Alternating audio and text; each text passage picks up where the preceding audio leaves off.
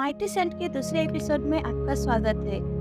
पिछले एपिसोड में हमने देखा था कि कैसे यहोवा का क्रोध पृथ्वी और समुदाय मनुष्य के ऊपर आया था। परंतु दोस्तों, ये सवाल जरूर आपके जहन में आया होगा कि आखिर क्यों यहोवा का क्रोध आया?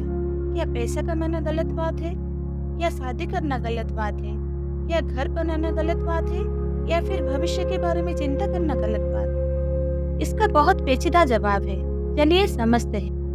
दाऊद भजन संहिता में कहते हैं, हे मेरे मन, प्रभु की तू आराधना कर। यहाँ दाऊद अपने मन से बात कर रहे हैं।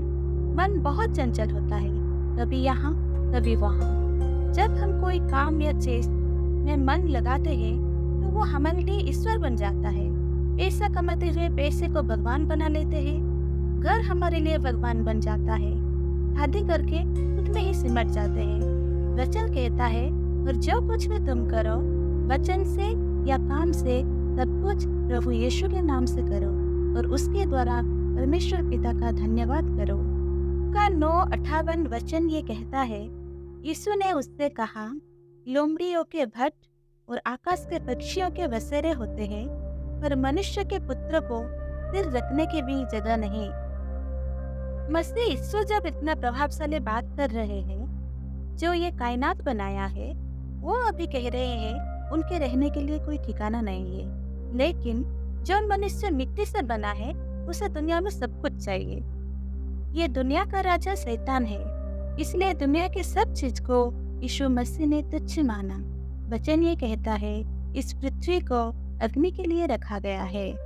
8:38-39 वचन ये कहता है, क्योंकि मैं निश्चय जानता हूँ कि न मृत्यु, न जीवन, न स्वर्गदूत, न प्रधानताएं, न वर्तमान, न भविष्य, न सामर्थ, न ऊंचाई, न गहराई और न कोई और सृष्टि हमें परमेश्वर के प्रेम से जो हमारे प्रभु मसीह यीशु में है अलग कर सकेगी।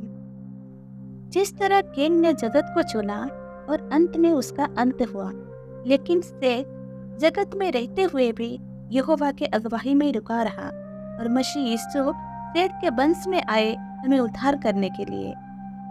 आज हम पैसा कमाएं या घर बनाएं या फिर उन्नति करें, हमें खुद के अंदर देखना है हमारा मन कहाँ है।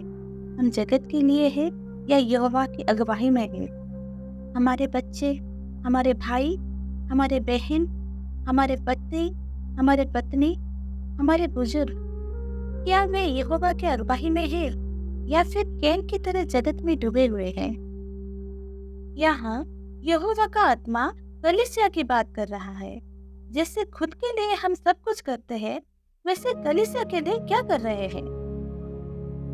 वचन कहता है, कलीसिया ही हमारा शरीर है। हमारे उद्धारकर्ता यीशु मसीह ने कहा, मार्ग और सत्य और जीवन मैं ही हूँ। बिना मेरे द्वारा कोई पिता के पास नहीं पहुँच सकता। आज आपको निर्णय लेना है, यीशु मसीह जीवन है, वो ही हर विषय का समाधान है। अगले एपिसोड में हम कैसे मसीह में जी सकते हैं और कैसे आत्मिक जीवन में बढ़ सकते हैं जानेंगे। प्रभु आप सबको आशीष दे।